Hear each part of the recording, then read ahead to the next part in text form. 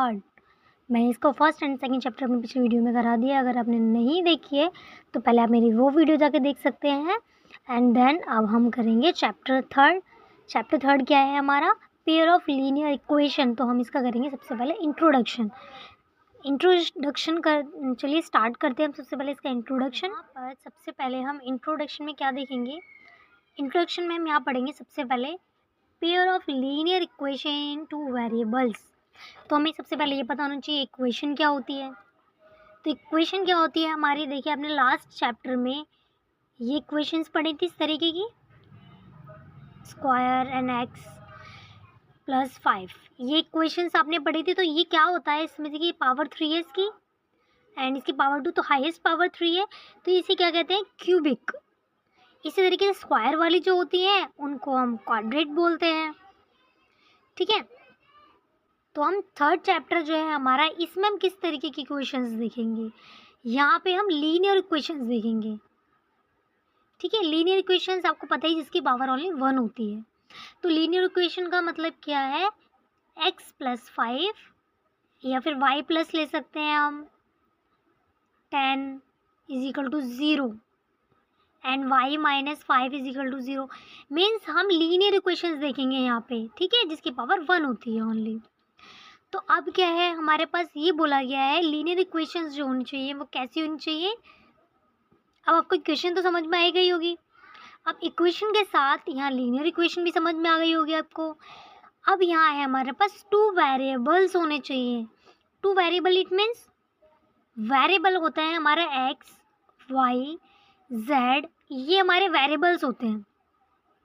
तो हमारे कितने वेरिएबल होने चाहिए यहाँ पे? 2, x और y। हमने 2 वेरिएबल ले लिए अपने, तो जो 2 वेरिएबल्स हैं ऐसी हमारी लीनियर इक्वेशन होनी चाहिए।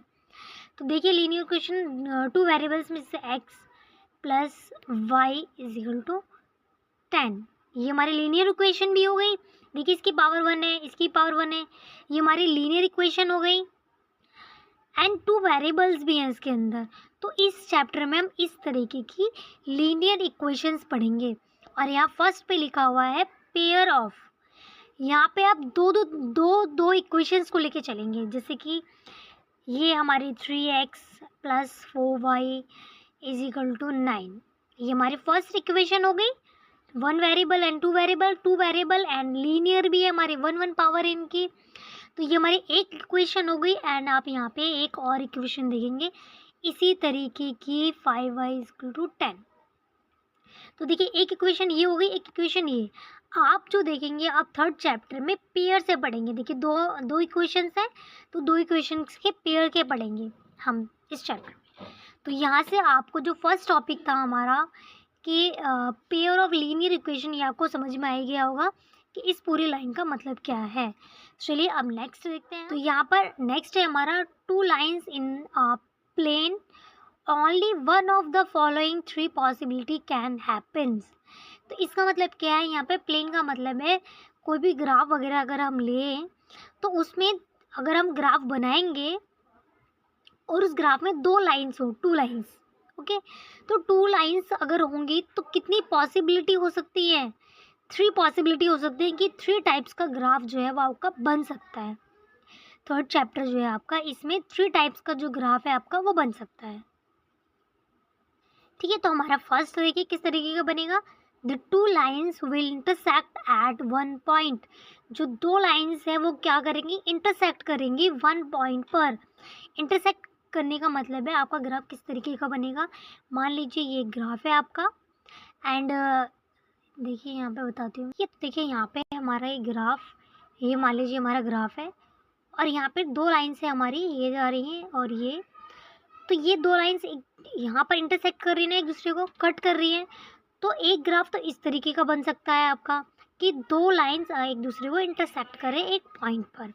एक पॉसिबिलिटी हमारी ये हो सकती है एंड सेकंड पॉसिबिलिटी पढ़ते हैं हम। सेकंड पॉसिबिलिटी हमारी क्या हो सकती है? The 2 lines will not intersect at 1 point, they are parallel.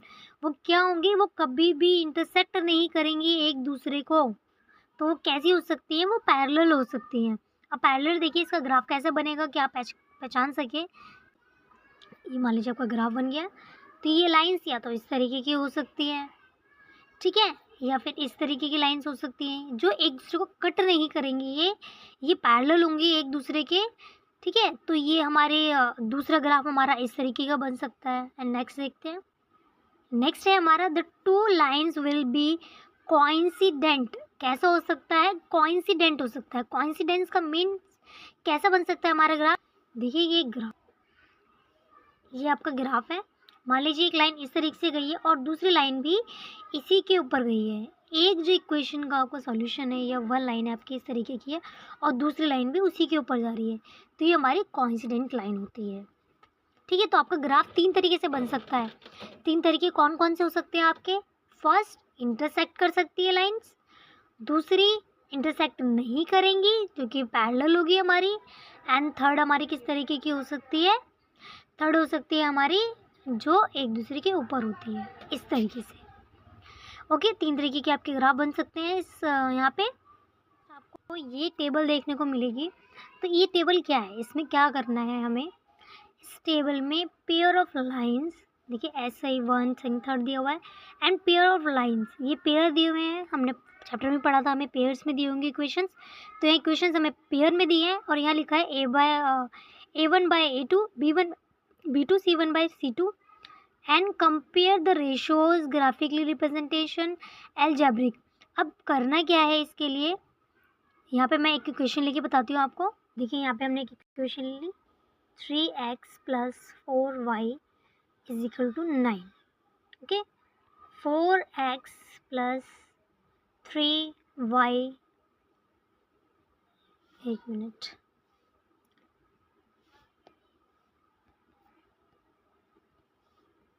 3x + 4y = 9 and 4x + 5y = 5। ये हमारी 2 इक्वेशंस हो गई हमारे पास। तो ये फर्स्ट वाला हमारा क्या होगा? A1, सेकंड क्या होगा हमारा? A2, एंड ये B1 एंड ये B2, ये हमारा B2 हो जाएगा। तो A1 हमारा ये वाला है 3, ठीक है, एंड A2 है हमारा नीचे 4, 3/4 हो गया हमारा। एंड ये हमारा 4 B1 और ये क्या हो जाएगा हमारा? B2 5, एंड ये C1 और ये C2 हो जाएगा हमारा, ठीक है। अब मैं टेबल से बताती हूँ आपको। देखिए ये टेबल है हमारी। यहाँ पे हमें x और ये 3x दिया हुआ है। तो x के प्लेस पे हम यहाँ क्या ले सकते हैं? देखिए ये 1/3 हो गया हमारा, और ये -2/4 हो गया, और ये हमारा 0/-20 जिस तरीके से लिखा हुआ है, ठीक है। x वाला हम वेरिएबल है वो नहीं लेते हैं, वेरिएबल के पास जो भी कांस्टेंट नंबर होता है हम वो लेते हैं। तो x के पास हमारा 1 है एंड x के पास यहाँ पे 3 है। जो फर्स्ट इक्वेशन होगी वो हमारी A1, B1 और C1 होगी। सेकेंड इक्वेशन में हमारा A2, B2 एंड C2 इस तरीके से होगा, और इसको हम यहाँ पे फिर लिख लेंगे, ठीक है। अब करना क्या है, यहाँ पे हम इन सबसे पहले 2 इक्वेशंस को कंपेयर करते हैं, 2 नंबर्स को, ठीक है। यहाँ पे हमने A1 A2 यहाँ पे कंपेयर किया। देखिए यहाँ पे ये इक्वल है क्या? 1/3 के -2/4 के इक्वल है? नहीं है। तो जब हमारा फर्स्ट ही रॉन्ग हो गया तो इस मीन्स इसका ग्राफ कैसा बनेगा? इसका ग्राफ इंटरसेक्टिंग ग्राफ बनेगा। इंटरसेक्टिंग मतलब ऐसा जो ग्राफ होगा वो 2 लाइंस क्या करेंगी? लाइंस जो होंगी वो एक दूसरे को कट करेंगी इस तरीके से, ठीक है। कभी अगर इक्वेशन देख कर आपको पता लगाना पड़े कि ये देखिए ग्राफ बना के तो हम पता लगा सकते हैं, लेकिन अगर इक्वेशन से पता लगाना हो कि इसका ग्राफ किस तरीके का बनेगा तो हम ऐसे पता लगा सकते हैं, ठीक है। जब भी फर्स्ट वाला इक्वल ना हो तो इंटरसेक्टिंग लाइन बनती है, एक दूसरे को कट करती है, और इसके सॉल्यूशन ओनली 1 सॉल्यूशन होता है इसका, यूनिक, ठीक है। सॉल्यूशन कितने निकल सकते हैं? ओनली 1 सॉल्यूशन निकल सकता है इसका। एंड सेकंड देखें हम, सेकंड देखिए ये इक्वेशंस हो गई हमारी, 2/4 हो जाएगा, 3/6 आ जाएगा एंड 9/18 आ जाएगा। इसको हम कट करेंगे तो ये तीनों हमारे इक्वल आ रहे हैं यहाँ पे, और जब हमारा इक्वल आएगा तो ये किस तरीके का होता है? कोइंसिडेंट लाइन होती है, कैसी लाइन होती है? कोइंसिडेंट लाइन होती है। कोइंसिडेंस कैसी लाइन होती है बताया मैंने आपको, इस तरीके का ग्राफ है, एक लाइन के ऊपर ही दूसरी लाइन जब जाती है वो कोइंसिडेंट लाइन होती है। यानी कि जब आपके तीनों ही इक्वल होंगे तो उसका ग्राफ कैसा बनेगा? कोइंसिडेंट। और उसके सॉल्यूशन कितने होंगे? उसके मैनी सॉल्यूशंस होंगे, बहुत सारे सॉल्यूशन हो सकते हैं यहाँ पे। ठीक है, अब थर्ड देखते हैं हम यहाँ पे।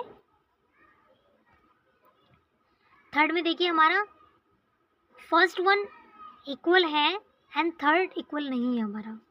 तो थर्ड इक्वल नहीं होगा हमारा तो पैरेलल लाइंस होंगी यहाँ पे। लाइंस कैसी होंगी? पैरेलल। अब पैरेलल में बताया ये दो लाइंस एक दूसरे को कभी कट नहीं कर सकती हैं, ये इक्वल होती हैं, एक दूसरे पैरेलल होती हैं। इसके सॉल्यूशन कोई सॉल्यूशन नहीं निकलता इस लाइन का। ठीक है, तो हमारे यहाँ पे 3 तरीके के ग्राफ होते हैं, हमने पीछे पढ़ा था अभी।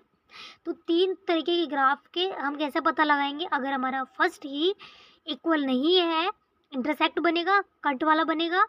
और अगर तीनों इक्वल है हमारा तो वो एक दूसरे के ऊपर ही दूसरी लाइन चली जाएगी।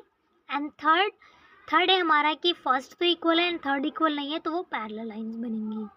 और इसका कोई सॉल्यूशन नहीं होगा, इसके बहुत सारे सॉल्यूशन होंगे, सॉरी कोइंसिडेंट के बहुत सारे सॉल्यूशन होंगे और इंटरसेक्टिंग लाइन का सिर्फ एक सॉल्यूशन होगा।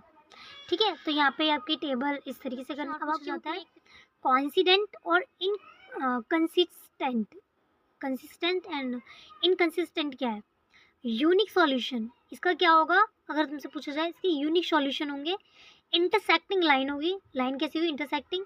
मैंने आपको बताया इंटरसेक्टिंग लाइन कब होती है? जब आपके फर्स्ट वाले ही इक्वल ना हो।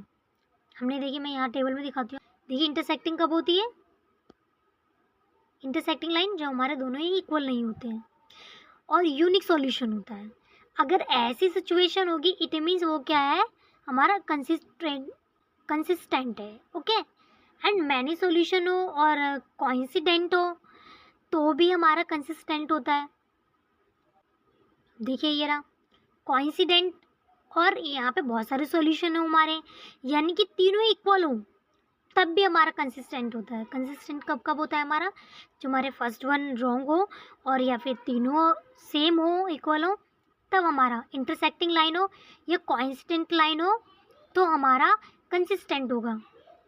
ओके, एंड लास्ट वन बच गया हमारा थर्ड पैरेलल लाइन। जब फर्स्ट इक्वल हो एंड लास्ट इक्वल ना हो, उसका कोई सॉल्यूशन ना हो तो वो कैसा होता है? हमारा इनकंसिस्टेंट होता है।